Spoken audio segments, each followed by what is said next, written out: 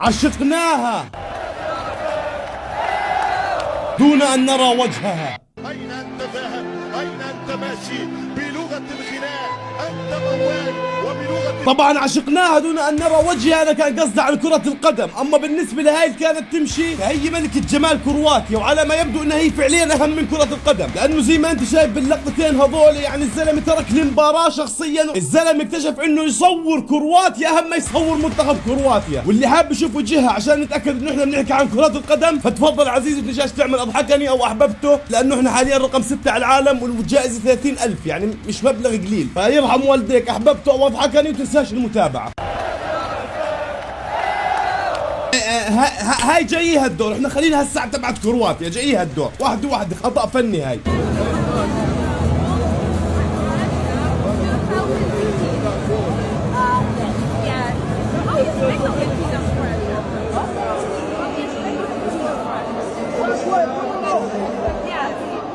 طبعا هذا الفيديو بيثبت لك انه الظلم 3 انواع. النوع الاول اللي هو كان مركز مع البنت، وهذا الوضع الطبيعي، يعني انت بتكون امورك بالسليم، التستوستيرون عندك مرتفع لازمك جيزه. والنوع الثاني واغلبهم بيكونوا من المتجوزين هذول اللي هم كانوا مركزين مع الزلمه اللي بيصور بالبنت وقاعد يعني يا عمري فرحتك. فهو صافن قاعد بقول لك هل زوجته راح تنيمه اليوم بالمطبخ او بالصالون او اصلا مش راح تنيمه بالدار. والنوع الثالث اللي هم مثل حالة الفاضيين اشغال، صافن بالزلم اللي ورا هذاك اللي لابس عقال الكرواتي، شايفه مبين عليه كرواتي اشقر مربي شنب، ايوه صافن فيه ليش لابس عقال. انت مستوعب انه هذا هيك كاس عالم من غير كحول او مخدرات والزلمه وصل لهي المرحله. فاذا انت من هذا النوع اللي ركزت بهذيك الزاويه فانت يفضل تكون بتتابعين على الانستغرام عشان تشوف يومياتي والشغلات هاي بلا بلا بلا الى اخره. هوش في نوع رابع اللي هو يما مقواه يما مقواه.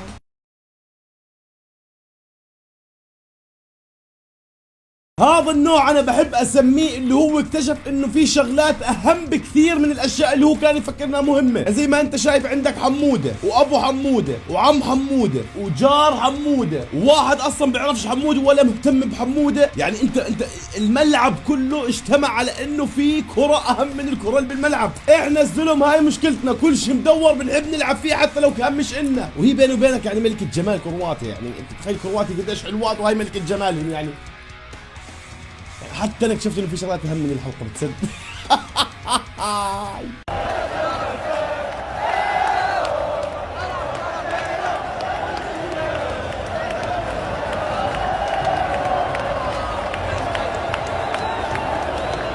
اللي انا فهمته من هاي البنت انه هي اصلا بتشجع الفايز. المغرب اكل، السعوديه اكل، كل فخر انا السعودي الوطن. بشو بتشجع؟ باللي الله انطاها اياه، يعني من كثر ما شجعت الحليب قلب شنينه يا عمري. والشغله الثانيه اللي فهمتها انه صوت التسقيف اللي انت سمعته ما كانش من الجمهور. من شو العاد يا كزن؟ اكزاكتلي من شو؟ هذا هو السؤال.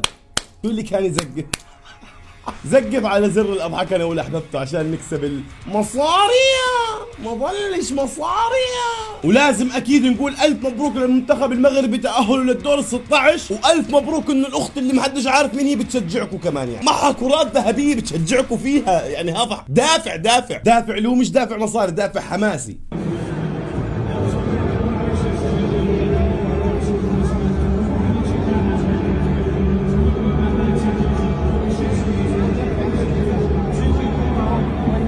بنهاية المطاف يا اخواني يعني في مشجعات كثير وفي ناس بعروها كثير وجابوا الحلقة الأخيرة كثير، ولكن هذول أكثر ثنتين شفتن جايبات ترند ومشاهدات كثير للأمانة. هسه تبعت كرواتيا يعني أمر الله، هي أصلا عندها مليون متابع على الانستغرام وعندها مليون مش عارف وين بلا بلا بلا إلى آخره، فهي أصلا قادرة تعمل ضجة لحالها. بس هذيك الثانية اللي أنا ما فهمتش يعني عشو مقطع تبعك جايب نص مليون لايك؟ طب مقطع يوصلوا نص مليون لايك.